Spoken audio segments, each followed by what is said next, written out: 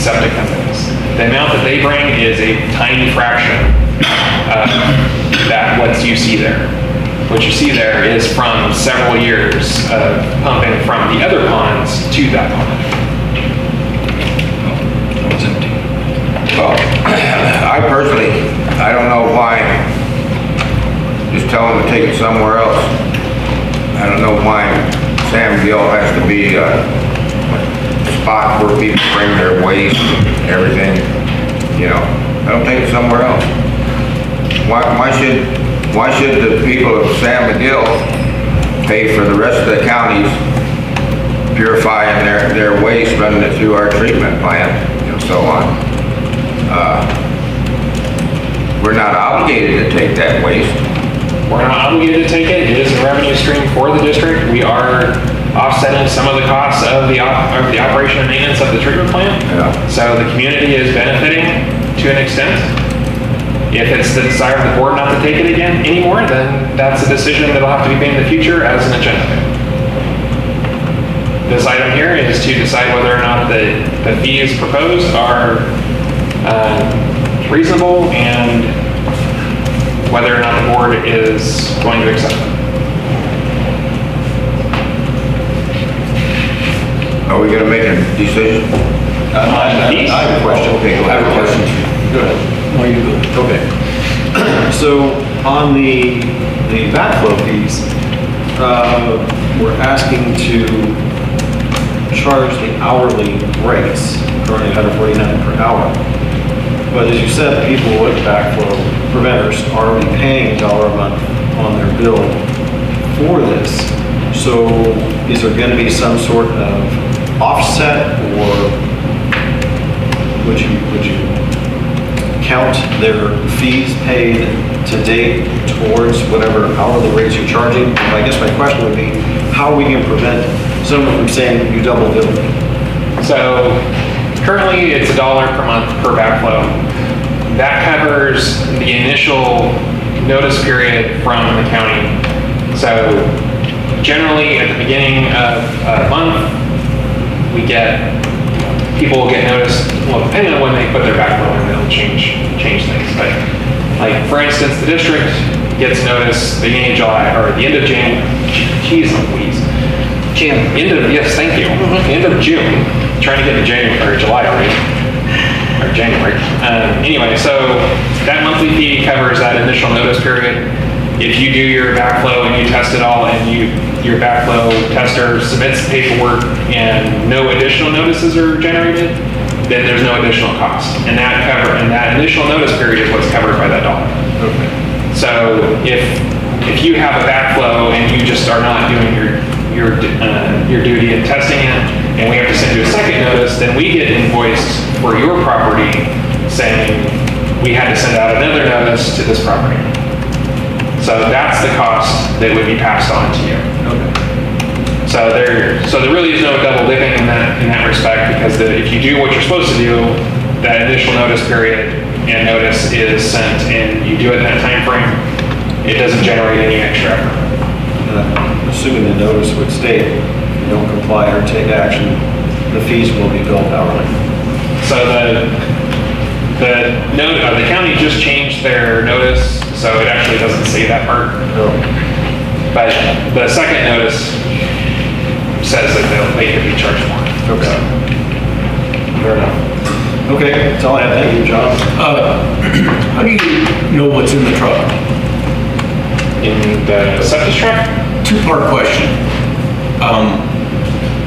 The amount. Is there a measuring tube for the liquids on the side of the truck that tells you approximately how many gallons you're going to charge for? so the trucks do have sight glasses to tell you how much is in there, but because we don't have any sort of way to measure it, and we're not going to go on the honor system, it's based by the full truck volume. So if your truck is rated for 2,500 gallons, then you're getting charged for 2,500 gallons. Regardless of whether there's 1 gallon in there or 24.99. And then, I don't know who's bringing this stuff, so I'm gonna ask this question. How do you prevent hazardous materials from getting in? So we do random testing, and that's part of what Owen was probably looking at, is we go out, when they come out, if we're here, we'll go out there and look at it. see what they're putting out. Usually if it's got oils or excess fats or grease or anything, it's very obvious. And we can stop them right there. We do random testing to make sure that what they're bringing on a regular basis is within a reasonable parameter of what our normal septic or normal sewer wastewater is. There is always a chance that somebody will bring something they're not supposed to. In our application, it clearly states that if you bring something and it causes us to have to do something about it, so like if it damages the biology of our pond, then we can go after them for any of those costs. I'm more concerned with our employees working at that location. You have signs on the gate that warn the public, but we have exposure to our employees 8 hours a day, every day, and that concerns me. I really don't think our office should be there. I think we should just have trained personnel on that site. That's just my opinion. That was where we needed to go at the time. If it's the board's desire to move the office somewhere else, I don't want anybody to get sick. I don't want anybody sick either. So that's a future discussion. If you'd like to have that discussion, we can definitely agendize it. Let's just use that to segue into bereavement leave. Well, we need to finish one. Any other board comments, questions? Took public comment last time. Any public comments on this item? No. Motion? Sorry. Yeah. I'm sorry, but I teach chemistry, so I'm very curious and interested. So if there's contamination, I'm just worried. I live in this community, I'm going, it's right there. What are the mitigating things that you guys are doing? And I'm just curious as to how you would avoid any disastrous situation. I mean, if there's not testing, all you're doing is like our systems, just go and have it. What is there in those tanks? What are the trucks that are coming in? So all the trucks that come that are delivering septic, it's all residential septic waste. They have to attest to where it's coming from and that it is what it says it is. We do random testing to verify that it is that, and to also verify that the material being brought in is not drastically different than the material that's being brought through our collection system to our plant. Generally, it's very close in makeup, so it's not really a problem. If we, like I said, there is a chance that somebody brings something they shouldn't bring. That's why we have the system we have, so that you can see it before it becomes a huge problem and you can stop it from going any farther than that. Really, there is outside of the treatment plant, there is little or no real exposure. There is odors to the treatment plant, even aside from the septic receiving. So, really, it's just an ongoing management issue. There's not any particular thing that's going to change or to be implemented if somebody brings something they shouldn't be bringing. It should be stopped at that point that they first get there. If it makes it into the pond, then that pond may be necessary to take it out of service. Again, that cost would be on the contractor as part of their permit. We've never had any incidents of, No, other than having a couple trucks that had excessive grease, which the contractors cleaned up, we really haven't had an issue. The biggest thing is it's residential. And it all has to be residential. We do not take any commercial. Yes. So the issue was brought up that there's a smell to the plant. I think if there's a smell to the plant, then that means there's particulate matter in the air and people are breathing it. So if I'm a person that goes to the plant to do business and I'm exposed to that, so you're exposing the public, you're exposing the employees. Obviously the guys that work there have training and they've taken on that risk because they're employees of the plant. But is it really wise to have the office for the sewer plant at the sewer plant? Wouldn't it be wiser to have it somewhere else in the community? Thank you. Thank you. Okay, one last call. Any comments, questions? I have one more question. Okay. I know lab work, when you say random testing, you send that out to a lab, or do you have some sort of a kit that tells you on site? We do some on-site for pH, which is our biggest problem, but the samples go to a lab. Is that included in the 9 cents, whether you do it or not? Yes.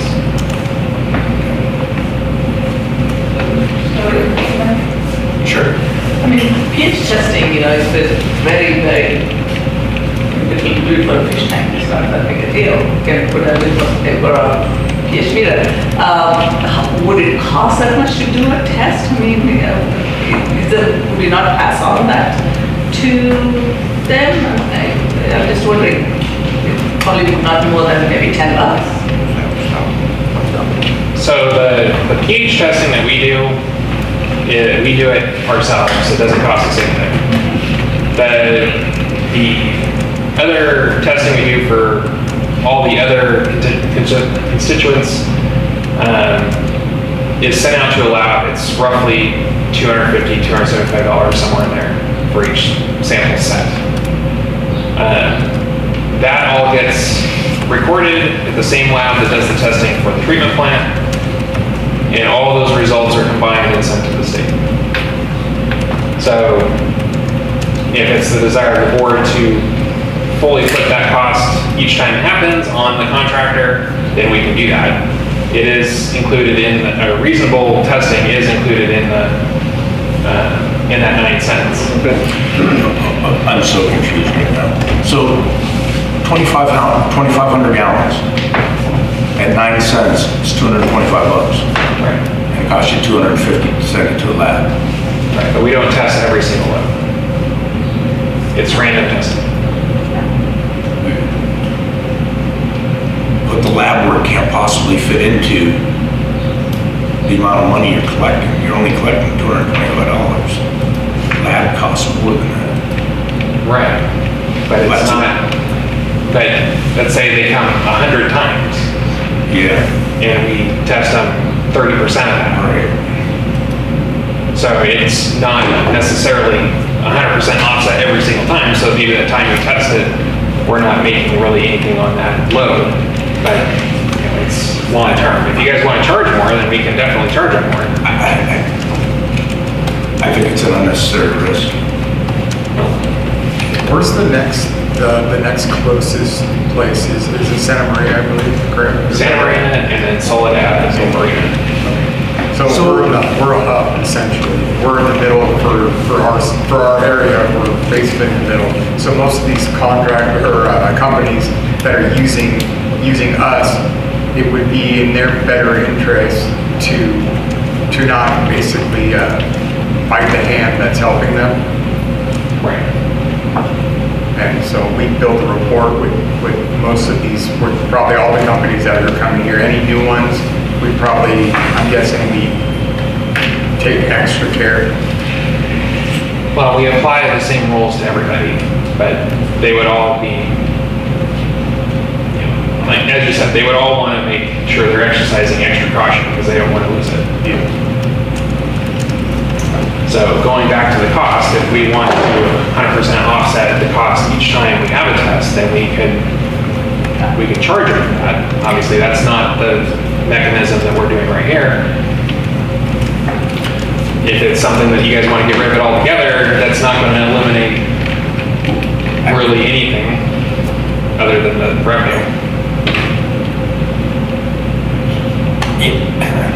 At 11 cents, it's $275. So that's going to cover the lab test and the guy standing there to watch it come out. It's a wash at 11 cents.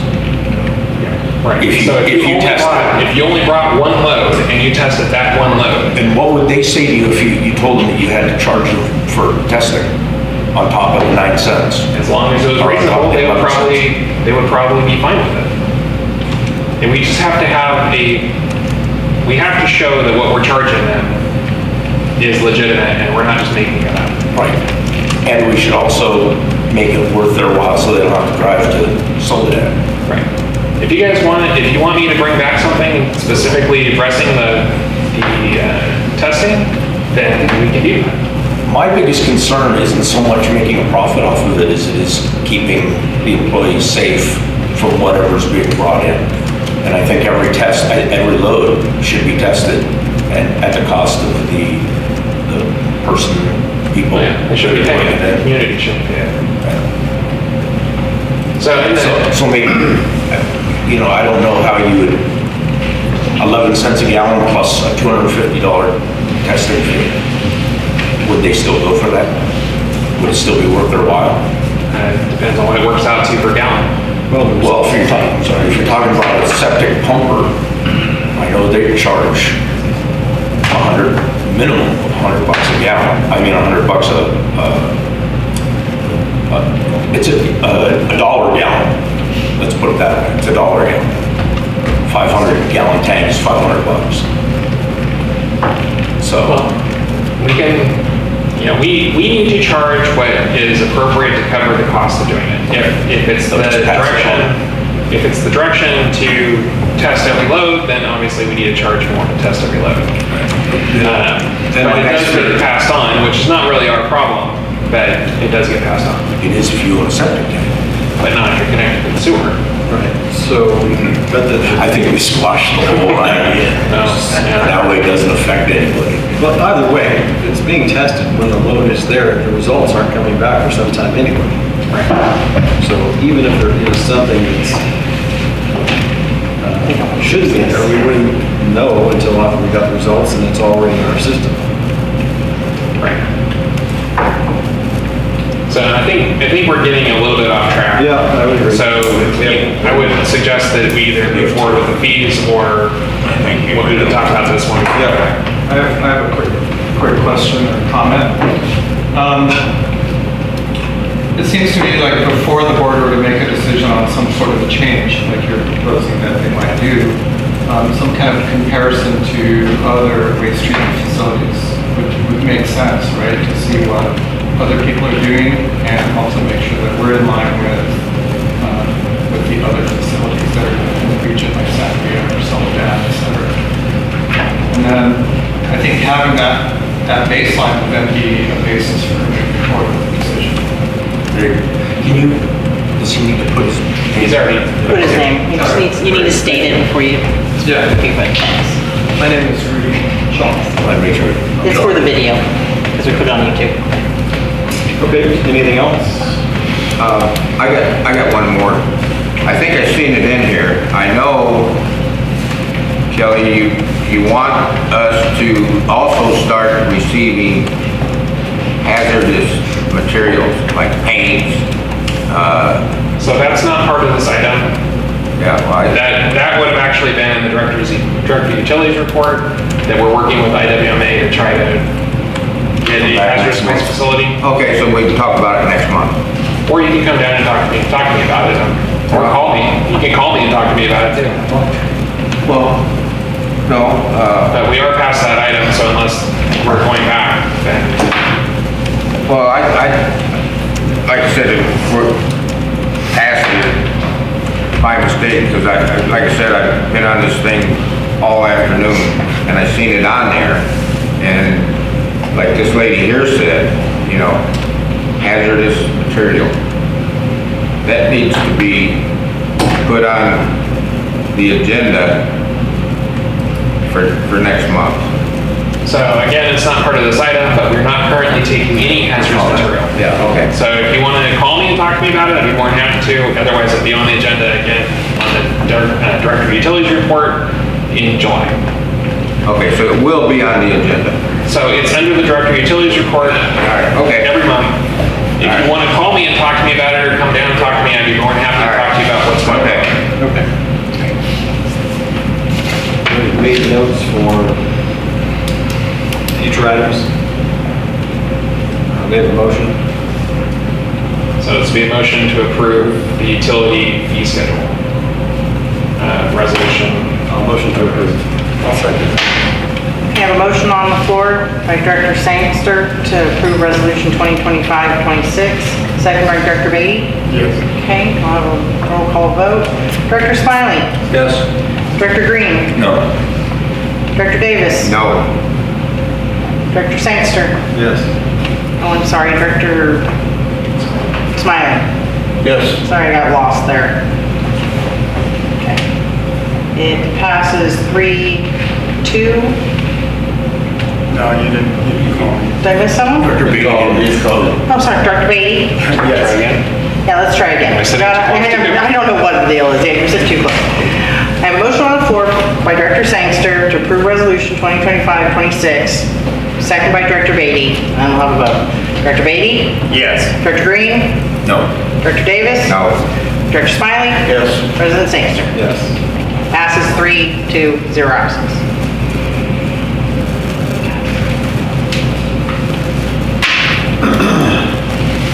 Tongue tied like this thing.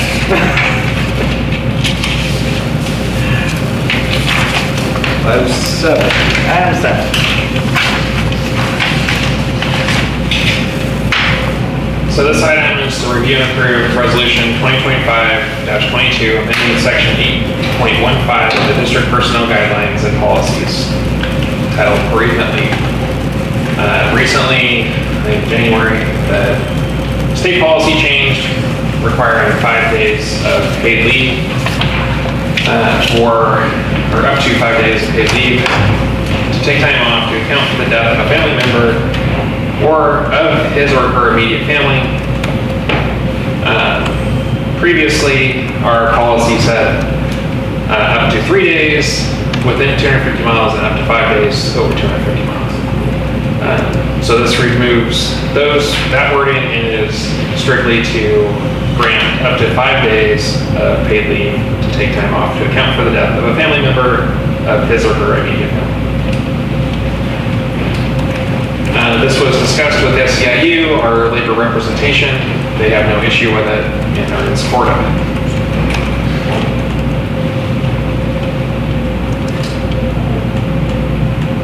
Do you have any questions?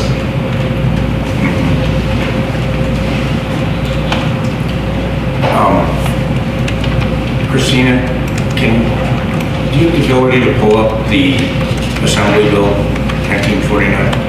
I'm trying to get in here and I can't. Yes.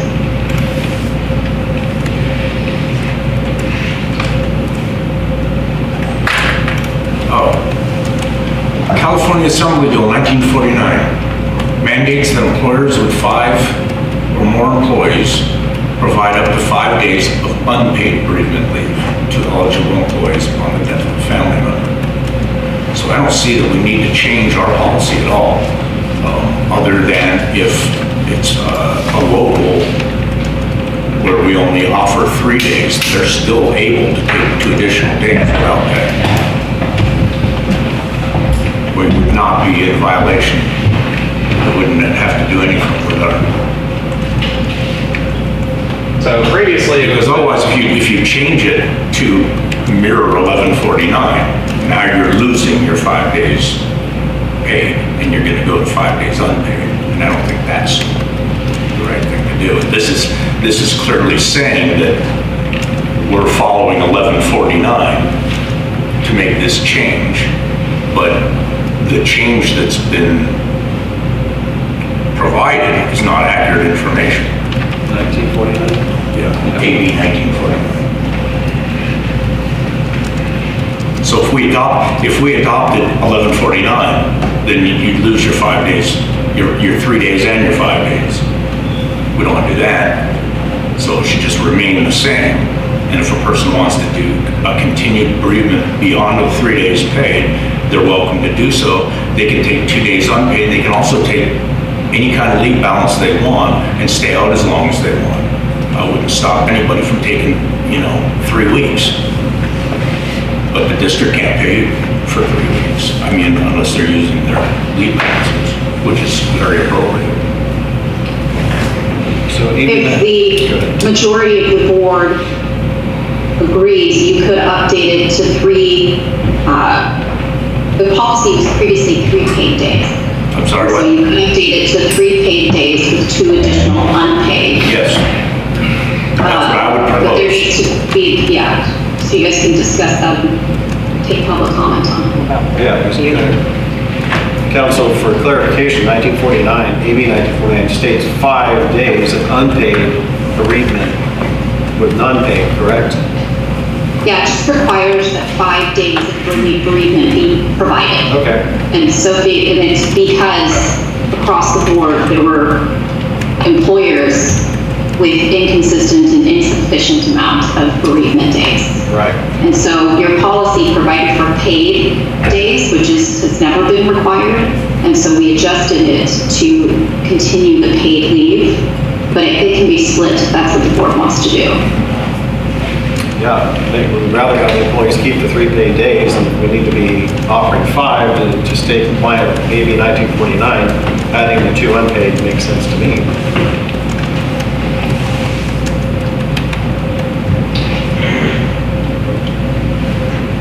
So the paid days were days granted by the board in the first place. Yeah. It's 3 paid, and if it's outside of 250 miles of travel, then it's 5 days. Because we understand that person has to drive or fly or get to wherever it is that's beyond 250 miles.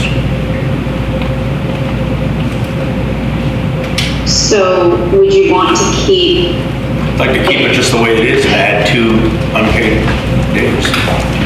Clean and simple. Comments?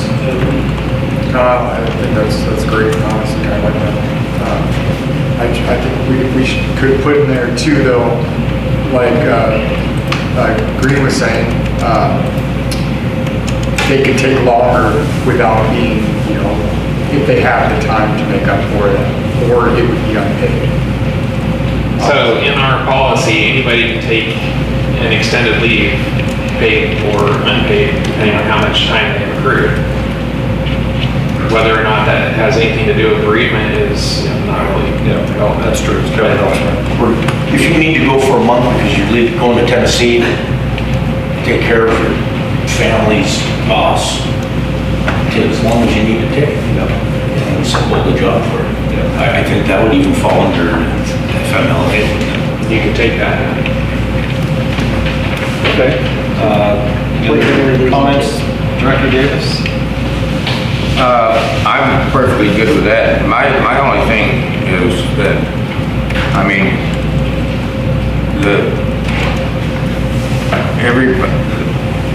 all the relation on here, heck man, it goes back, That's 3 generations. welcome to California. Yeah, I mean, is that? They're going to add more. They'll add more. Yeah. That's not the district, that's the California. Okay, so everybody that you'd be eligible for.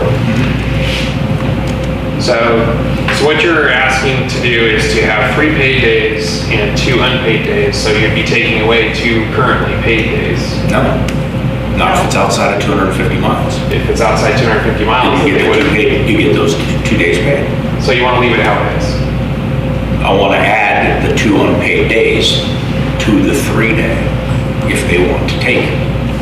If they have to travel outside of 250 miles, they get 5 days paid leave. You probably wouldn't need that. Christina, can we actually ask for that information on where they're going? Or is that protected? I did at my employer, the state of California. I had to bring back an obituary. I'm not sure, I can't answer that on the spot. I'd have to look it up, and I wasn't involved in this initial policy creation as far as the 250-mile requirement, so. In order for, I think you're safer to just give 3 paid, 2 unpaid, and they can use any accrual for any additional time that they need. That's the most straightforward way to do it. Would we need to go back to the union on that because they're theoretically losing 2 paid days? If we take away the 250-mile radius one? they're not losing anything. You would have to meet and confer because they are, Kelly, I mean, I assume you met and conferred on the removal of the travel time, it didn't matter because they weren't losing any time. So yeah, if you're gonna do 3 paid, 2 unpaid, regardless of travel, that does change the nature of it. You would have to meet and confer with the bargaining group. The reason why you have to re-bargain with this is because they were provided misinformation about what 1149 says. That's the bottom line. They were told. It's not misinformation. Well, they were told- It's maybe lacked in a fuller description, but it is just, it's making the policy align with 1149, your When I- policy provided for paid leave, which you never had to provide for in the first place. And so that's why this consideration and discussion happens, so that it can be adjusted as the board would like, but you do have to meet and confer if you're getting rid of 2 paid days in any year.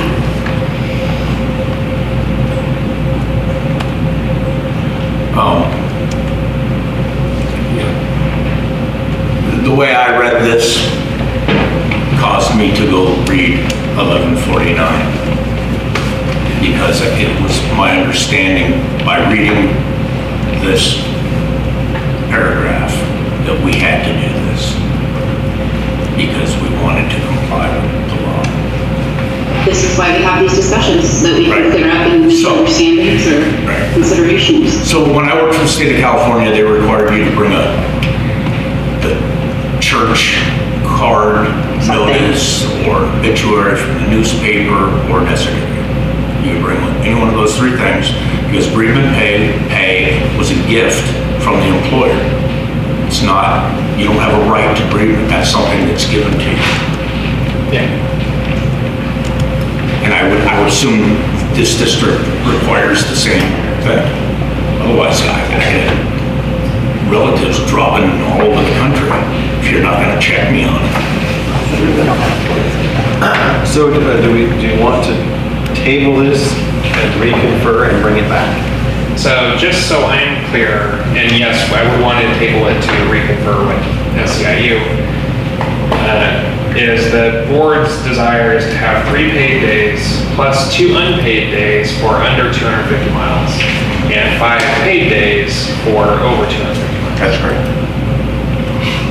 That's correct? Yes. And that's, everybody's okay with that? Complying with the law. So a motion to table? A motion to table? Do we need public comment first? Oh, yes, I'm sorry. You have public comment on this item? Yes. I have a question on how staff presented that. It was pretty confusing. If the original proposal there was for 5 unpaid days, why was it presented as 5 paid days without telling the board that originally it's 5 unpaid days, but we're going to ask for 5 paid days? That distinction was not made. I felt that it sounded like that the amendment or whatever this bill said you had to have 5 paid days, but it really didn't, did it? It says 5 unpaid, but It just, why would staff present it as? AB 1949 says unpaid. Unpaid, right. The way this reads is not, it's not. I'm questioning the process here. It's very confusing why staff presented it to the board as 5 paid days, but did not explain that that's not what the bill said, that they were asking for more. right. So it just seems like a process issue, confusing. So if Director Green had not questioned it, I think everybody on the board